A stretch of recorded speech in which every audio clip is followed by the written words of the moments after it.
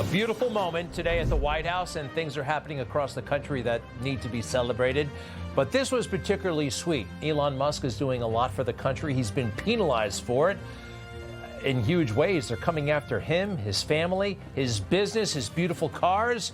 And President Trump actually bought one today. He bought a Tesla right there at the White House. But it has been intense and ugly all across the country. They're burning Teslas. They're breaking into franchises. They're protesting outside of his headquarters. It's getting very, very ugly. And the things that they are saying are, well, just not suitable for pretty much anywhere. It's kind of like I heard somebody say once, though, so much easier to destroy something, right, than to create. The White House today, it really was amazing. President Trump checked it out and jumped right in there. Remember the truck, when he met with the truckers? He did the same thing with that Tesla, and he really seemed to like it. Now, take a look here. A destroyed Tesla. I mean, just horrible, right? And look at what happened today. The President of the United States and Elon Musk having a great time as a show of support, solidarity, and it was a great thing to do at this moment. Now, as he was doing this, of course, a lot of people are worried about the economy and the tariffs, and I'm going to trust Trump on this, all right? Like I said last night, he's been thinking about this for decades. He's been right on everything. I'm not going to start doubting him now. People are concerned. I don't think we have to be. He knows the whole history of how this country got robbed, how we were gutted of our beautiful manufacturing base. But what I have to do is I have to get the workers back. I have to get the factories open. We have 90,000 factories and plants are closed from what you had just prior to NAFTA, which is not very long ago. 90,000, think of it, 90,000 factories and plants are closed from what it was. And it's just not right. It's not right. 90,000 factories. And who did this? Who did this to us? We gave it away. Presidents before me gave it away, and I could name every one of them. But they gave it away, and we're taking it back. We're taking our jobs back. It's true. Presidents from both parties did this. The North American Free Trade Agreement, NAFTA, came into being in the early 1990s, and it destroyed a lot. It destroyed a lot. And we all should be suspicious, actually, that very, very powerful establishment people came together behind this one. Jimmy Carter, Ronald Reagan, you name it, they were behind it. Didn't sit right with me at the time. I was suspicious all the way back then, 1993, the signing ceremony. There's Al Gore in front of Bill Clinton. Check this out. And may I single out the debt our nation owes to President Bush, President Carter, President Reagan, President Ford, and President Nixon for their unprecedented support of the NAFTA treaty. It marked a real turning point.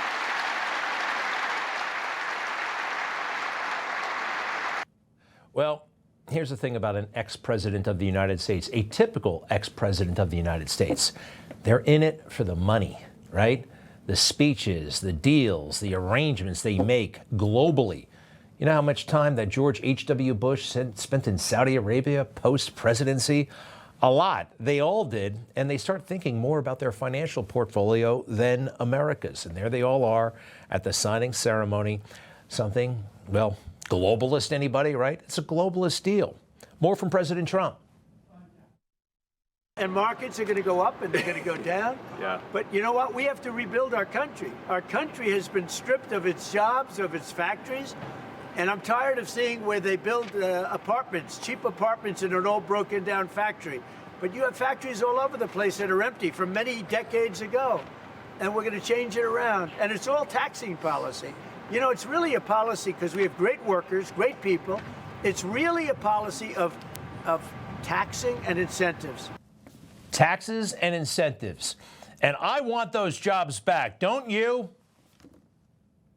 Numerous plants in Mexico and other places that were under construction or soon to be under construction are now coming here, and they've dropped that because it was unfair what was happening. Mexico, they were building cars. They were selling them into the United States with no tax, no nothing. And in the United States, we were allowing them to take our jobs and take our factories, and we don't do that anymore. So amazing that he's there, that he's the president of the United States, so uniquely qualified and suited, unlike any president ever before. And how about that? How about making stuff in America again? It's a good feeling to make things with your hands, with heavy equipment. We have gotten out of the business of making stuff. We gave it away. Just like you said, presidents gave it away to China, to Mexico, and beyond. All right. You know that movie Office Space? Came out in the late 90s. Everybody makes a big deal about the guy on the right, and he doesn't care. And what's his name? Lundgaard, the boss. You're going to have to come in on Saturday. My favorite person in this movie is the guy that the Bobs really harass, right? It's easy to make fun of him, but I think a lot of us can empathize with him. Office work, the computer stuff, it's necessary. You got to have it, but a lot of us should be outdoors making stuff. And I think that's what his problem is. He just doesn't fit in with corporate culture. What you do at Initech is you take the specifications from the customers and you bring them down to the software engineers. Yes, that's right. Well, then I just have to ask, why couldn't the customers just take them directly to the software people, huh? Well, I'll tell you why.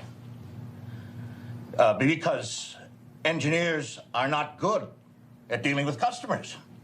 So you physically take the specs from the customer? Well, no, my secretary does that, or the fax. So then you must physically bring them to the software people. Well, no. Yeah, I mean, sometimes.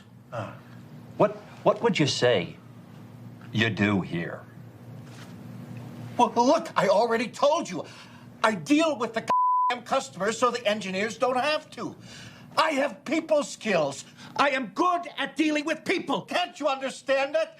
What the hell is wrong with you people? Everybody makes fun of this guy in the movie, but I kind of feel his pain somewhat.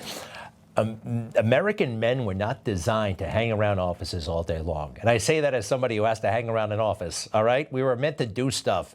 And, well, maybe you want to be a plumber, maybe you don't want to be a plumber, but maybe Lundegaard was right. I don't think so. I don't think so.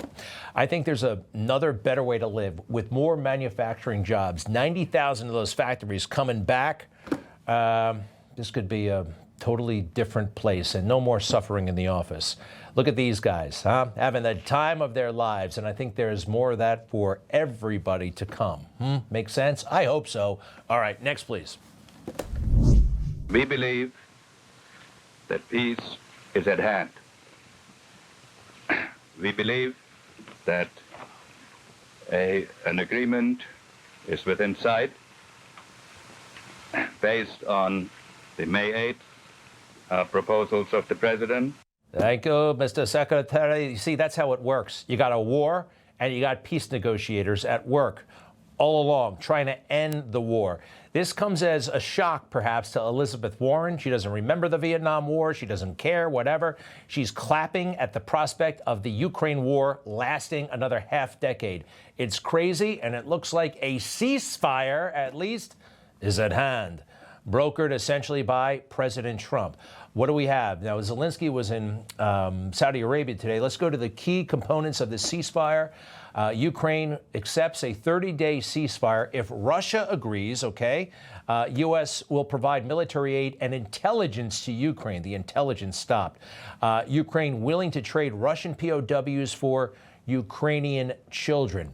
Is this going to work? I hope so. I mean, how many people have died in this war? By some estimates, 1 million plus. 1 million plus people. That's crazy. It's amazing that so many people are comfortable with this thing going on. It looks like Zelensky got the message. He went to Saudi Arabia, where these talks are being held for some reason. And once he sat in that chair, the big chair next to the Saudis, he looked a little bit humbled, right? Is that fair to say? Humbled. He didn't look as, well, cocky as he did last week in the White House. It was a little bit different. Now, the Russians were there how many days ago talking to the Saudis? 28 days, 4 weeks ago. This is how diplomacy works. Then he showed up in the Oval Office, what was that, last week, the week before?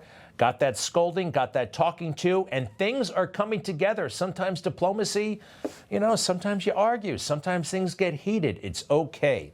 And these two guys, Secretary of State Rubio and the National Security Advisor Waltz, they seem to be totally on their game, traveling the world like crazy and actually making progress. Remember that guy, Tony Blinken? He was just going over there and all he accomplished was jet lag, right? These guys are doing stuff. And by the way, they look pretty good. No jet lag. A ceasefire. It looks like it's going to happen. And that is great news. All right. Next, please. Every country in the world does it.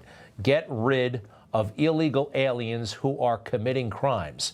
We didn't do it for the longest time, not in any serious way. We let the bad guys stay here. We let so many people in, but all countries do this. And this latest character that everyone's talking about, Khalil Muhammad is his name, a Columbia University ex-student who still hangs around campus, right? You got to watch for those guys. Once they graduate, they hang around the campus with no particular reason. He has a particular reason to harass Jews and to say horrible things and to seize property. And he's not even a citizen. Take a look at what we know about Khalil Muhammad. He was born in Syria in 1995, not a U.S. citizen, okay? Algerian citizen, attended college in Beirut, earned his master's degree at Columbia, last year. Graduation was in May. What's he still doing hanging around that campus? Some of the stuff he advocates for, horrible, horrible things. He's been harassing Jewish people. He's been saying horrific genocidal things. Yes, he was taken into ICE custody on Saturday night because he is breaking the law left and right. And, you can say horrible things if you want to in America. You can. It's, you're allowed to. That's fine. But you can't do this.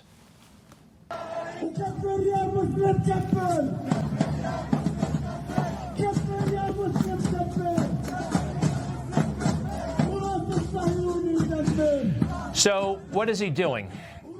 I said you can say stuff if you want. At one point he says, destroy the head of Zionists. Well, I'm a Zionist. I think Israel should exist. Does he want to blow my head up? That's where it gets into threat area, right? And you're not allowed to threaten people. He's also taken over an American street. You're not allowed to do that. That's against the law.